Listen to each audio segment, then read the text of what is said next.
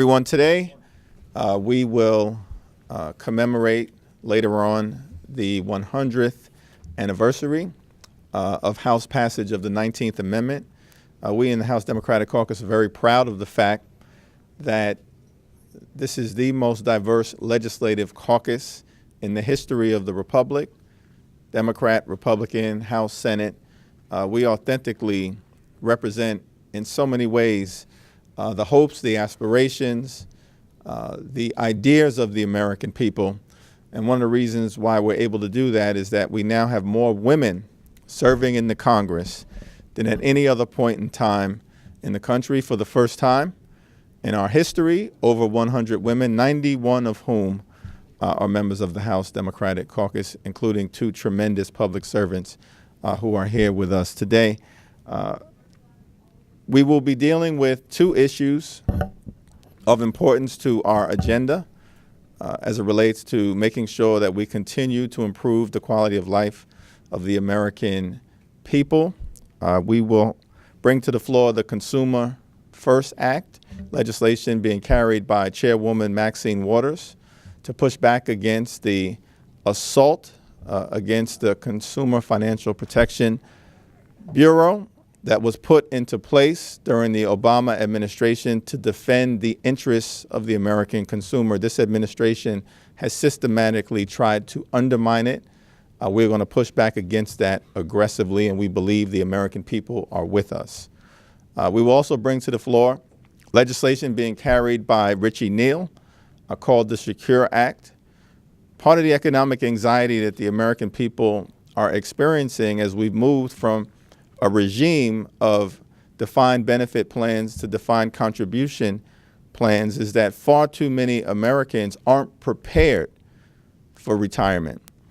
And the Secure Act in this new economy will help the country be better prepared for allowing seniors entering into their golden years to be able to retire with the grace and the dignity and the respect that they deserve.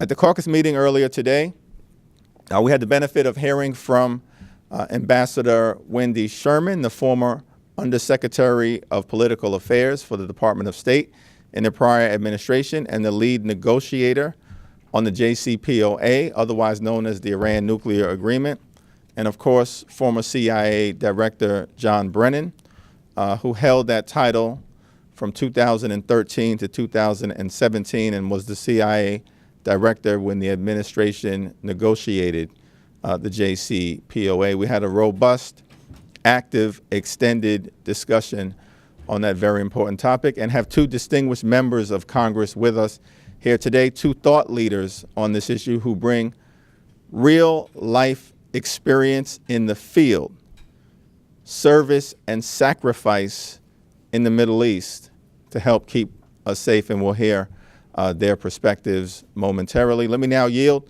to our distinguished Vice Chair, Katherine Clark. Thank you, Mr. Chairman, and good morning. We have a lot of colors and symbolism on today. 100 years ago today, the House passed the 19th Amendment, giving women the right to vote. And the yellow rose symbolizes that we stand with those who fought for the right to vote. And back at the time this was going on, it was actually the red rose that was anti-suffragette and anti-voting equality. So once again, we are symbolizing, as our sisters did in history, whose side we are on. And that is clearly on the side of the American people. And that we will keep fighting for equality for women in the face of seeing an erosion of those rights and of people trying to turn the clock back on American women. We are also wearing a purple ribbon.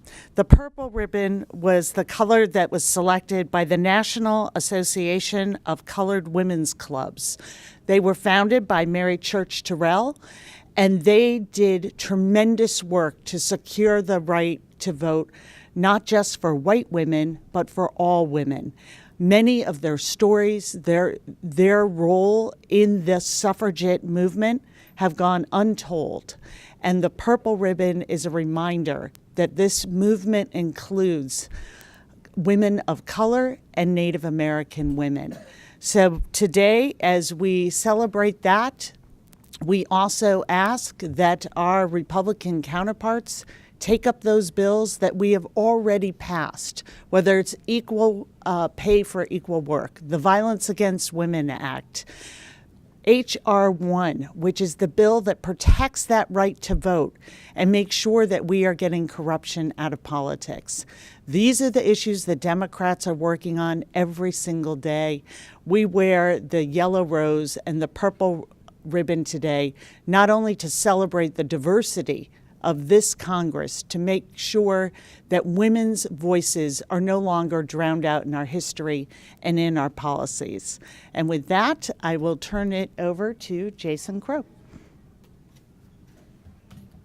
Thank you, Chairman Jeffries and Vice Chair Clark, for your continued leadership.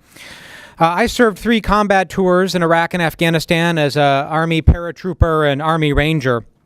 I say this because I know well the dangers that are posed by Iran and its proxies in the region. I know that the threat is real and should be taken seriously. But I also know that when politicians talk tough, real people can get hurt. We saw that in Iraq when Secretary Rumsfeld insisted that this would be a short war. But 16 years, trillions of dollars later, and thousands of lives, we are still in Iraq. And I mention that because if this conflict escalates, it won't be President Trump or John Bolton putting their lives on the line. It will be our troops. Our most solemn responsibility as elected officials is the decision to send our young men and women into harm's way. As a veteran, I have seen firsthand the horrors of war. And as a member of the Armed Services Committee, we must always make sure that we use force as a last resort. It's a decision and issue that keeps me awake at night. To that end, we need to make sure that we aren't picking a fight in the Middle East, that we stand strong with our alliances and we send a very clear message to Iran and its proxies, but instead of saber rattling and chest pounding that we constantly see from this administration, I hope that we take concrete steps towards de-escalation. And one avenue that I am personally calling for is the establishment of deconfliction hotlines. It's very important that we have military-to-military communication in the Middle East to avoid misunderstanding and avoid a de-escalation within the region. So I hope that the administration and our military takes the prudent steps to ensure that this escalation does not spin out of control. Thank you for your time. Thank you, Jason. Let me now yield to Alyssa Slotkin from the great state of Michigan. Someone who had a distinguished career in the national security space prior to arriving in Congress, including serving as a CIA analyst and several tours in the Middle East. Morning, everyone. Again, I'm Alyssa Slotkin. I'm a former CIA analyst and Pentagon official. I was actually an analyst on Iranian-backed groups. I did 3 tours in Iraq alongside the military, working to dismantle those Iranian-backed groups that were shooting at U.S. forces and plotting against U.S. facilities. So let me be clear that I have no love lost for the Iranians. I have friends and coworkers who were killed by these Iranian-backed groups, and to enforce Iran's malign activities in the Middle East are threats to U.S. personnel. These things are abhorrent, but what we have learned after long wars in Iraq and Afghanistan is that a quick drive to war must be tempered by a stone-cold analysis of the blood and treasure lost in a long and protracted war in the Middle East. These are grave matters of war and peace. And as an Army wife and as an Army stepmother, the slide towards conflict is deeply personal for me. Unfortunately, the administration appears to have no strategy. The Secretary of State has a 12-point plan. National Security Advisor Bolton has called for regime change in Iran his entire adult life. The president vacillates between saying that he cares only about the nuclear file and, most recently, threatening on Twitter to essentially wipe Iran off the map. If I and you cannot understand U.S. strategy, then you can bet the Iranians don't understand. And if neither side can determine what actions are offensive versus defensive, it sets us on a course to misunderstanding each other and in a slide towards war. As someone who worked in both the Bush and Obama administrations, I can tell you that we had civilian and military channels of communication open with Iran, even at the height of tensions. Just as during the Cold War, these diplomatic links help mitigate what may be the greatest risk of all this saber rattling, which is the accidental or inadvertent slide into conflict. In the crowded spaces of the Persian Gulf, where U.S. and partner forces are in close proximity to Iranian proxies, the risk of a misunderstanding fueled by heightened tensions is significant. Something that starts as a simple incident, like what we had in 2013 in the Gulf with Navy sailors picked up by the Iranians, can easily escalate into a protracted conflict. And make no mistake, war in the Middle East is neither swift nor ensured to serve its intended purpose. So this is where Congress comes in. Under Article 1 of the Constitution, the administration must seek approval for potentially protracted war. The current AUMF does not cover Iran, and attempts to link al-Qaeda to Iran should be dismissed as political in nature. The administration owes us a strategy with clear objectives and a description of how they will communicate with Iran to avoid an inadvertent conflict with the U.S. military stuck right in the Middle East. Secretary of State Pompeo is here today and has the opportunity to provide these answers. I very much hope he does. I think it's important. Most of us who remember 9/11 have seen this movie before.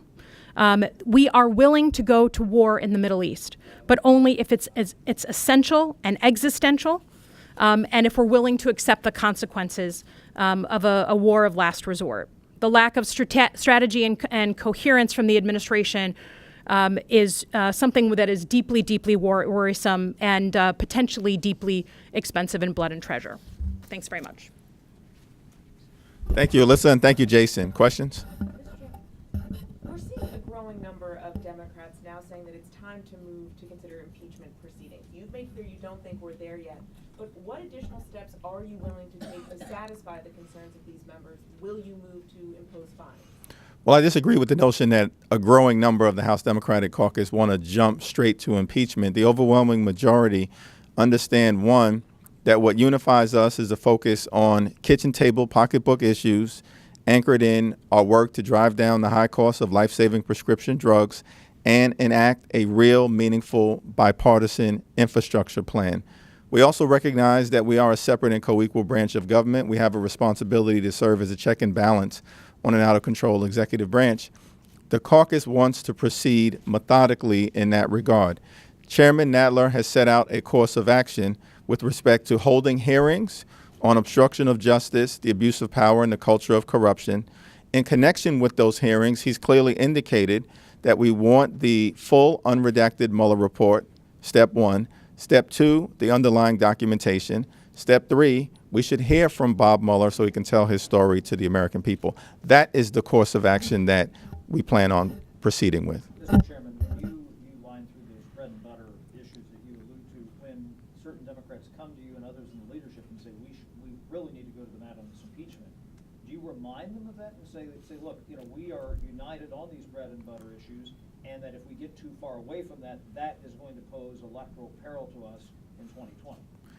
The fact that we are in the majority, the fact that Jason Crow represents the great state of Colorado, that Alyssa Slotkin represents the great state of Michigan, is a daily reminder of what got us here, what the mission was, what we articulated to the American people, and why we are currently serving in the majority. So it's clear to anybody who's paying attention. We are in the majority because of two great members like Jason and Alyssa and so many others who did not run on impeachment, did not run on collusion, did not run on obstruction of justice, but ran on making life better for everyday Americans. That remains the North Star for the overwhelming majority of the House Democratic Caucus. If I can follow up, then maybe we should ask Ms. Slotkin and Mr. Crow then. Do you feel that's a risk because those are the issues you ran on, and that when you have others pushing for impeachment, that detracts from that message? Go ahead. Yeah, I would echo the chairman's comments, right? The idea that we can't walk and chew gum is an idea that I reject, that there's a binary choice here. We can deliver for the American people. We can make their life easier. We can address health care, prescription drugs, infrastructure, but also serve the accountability and oversight role that we have. There is a process that's going on. I was a lawyer before being elected to Congress. I believe in the rule of law. I believe there's a process here. We have to show the American people that we can govern, we can do it the right way, and we're going through that process, and I believe very firmly in that. Yeah, so same sentiment. We have to be able to walk and chew gum. I think the role that many of us play is in making sure we're doing the chewing gum, right? So that we are passing legislation that helps people's pocketbooks or their kids. Because what I get stopped at, when I'm in the grocery store is the price of prescription drugs and the price of healthcare. Every single time, reliably. People gripping my arm and telling me that they can't afford their child's insulin every month. So it's my job to represent that in Congress and make sure that the balance between walking and chewing gum is maintained. Speaking of healthcare, there's a budget hearing tomorrow on the single-payer legislation. I'm curious what role you see that playing, if there's a possibility of the full House vote on that, and do you see the cause of single-payer as having hit some challenges in the Congress? Well, the caucus is unified around the principle that America is the wealthiest country in the history of the world. And in that regard, no American should be without access to high-quality, affordable health care. And we want to bring that about. But there's a process to bring that about. And right now, the legislation that has the support of the unified House Democratic Caucus is legislation to protect people with pre-existing conditions, as we passed 2 weeks ago. Legislation to strengthen the Affordable Care Act, as we passed last week. Legislation that we will continue to bring to the floor to deal with the anti-competitive practices of Big Pharma and drive down the high cost of life-saving prescription drugs. We'll continue to have a discussion about pathways forward in terms of trying to bring about universal access to high-quality, affordable health care, but our focus remains on what we can get done for the people of this country now in the 116th Congress. That he may inspect the healthcare plan or alternative in 4 weeks. I know we've heard variations of this before, but I'm just wondering if you'd like to respond to that. I believe it when I see it. I just got to ask about Iran. Congresswoman, you referenced the conflicting signals coming from the administration. What is your understanding now of what the administration has called credible threats by Iran? And then what are you hoping or expecting to hear in terms of clarification on those threats this afternoon? So I think, and some of us have received a brief on this last week in committee, I think that the kinds of things that we're seeing are worrisome, but they fit into a larger story that's been going on for a very long time. The whole job I had at the CIA was to look at these groups, and I spent, some years of my service in Baghdad during much more volatile times when 40 to 50 rockets a day were coming into the green zone. So I think it has to be looked at in context and not just cherry picked. And then I think that we need to understand that just because we see things doesn't mean that the automatic right answer is a slide into war. Right? You have to be deft about this. And I think we have to have a dose of humble pie whenever we think about potentially getting into a conflict in the Middle East based on past experience, past and current. So I think we see those signs. I'm as ready as anyone to be angry with the Iranians and frustrated with them. That doesn't mean that war is the only option. And certainly putting our troops in the middle of this, putting our sailors in the middle of this conflict, it increases the likelihood that we will have a small incident turn into a big incident, and suddenly we've backed ourselves into a corner and we're in an armed conflict. Jason.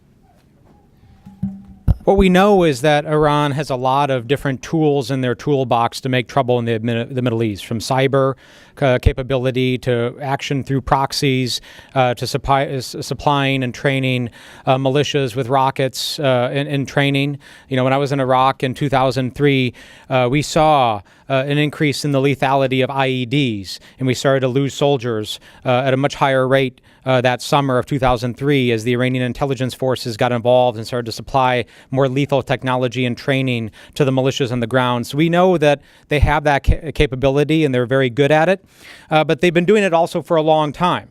That it goes up and down, up and down. They make mischief at different times. I think what's really important for us to bear in mind right now is that Iran is an autocratic, oppressive regime. And, they are suffering their own internal political turmoil as well. So our actions should be very selective and deliberate so that we aren't undermining our hand and feeding into the narrative of that regime and alienating some of the more moderate voices within Iran. We have to be very careful that our actions aren't undercutting our own interests in reinforcing the interests of the regime.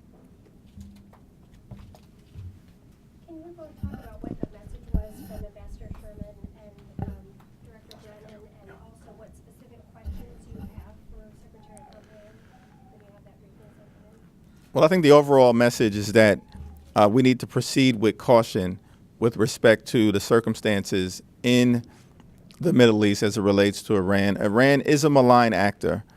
Iran is a bad actor. But as both Jason and Alyssa has indicated, that doesn't necessarily mean that we need to rush to war.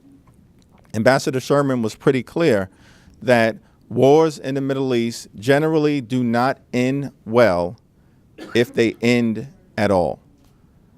And that obviously has been the lesson of what is the continuing conflict in Afghanistan some 18 years later.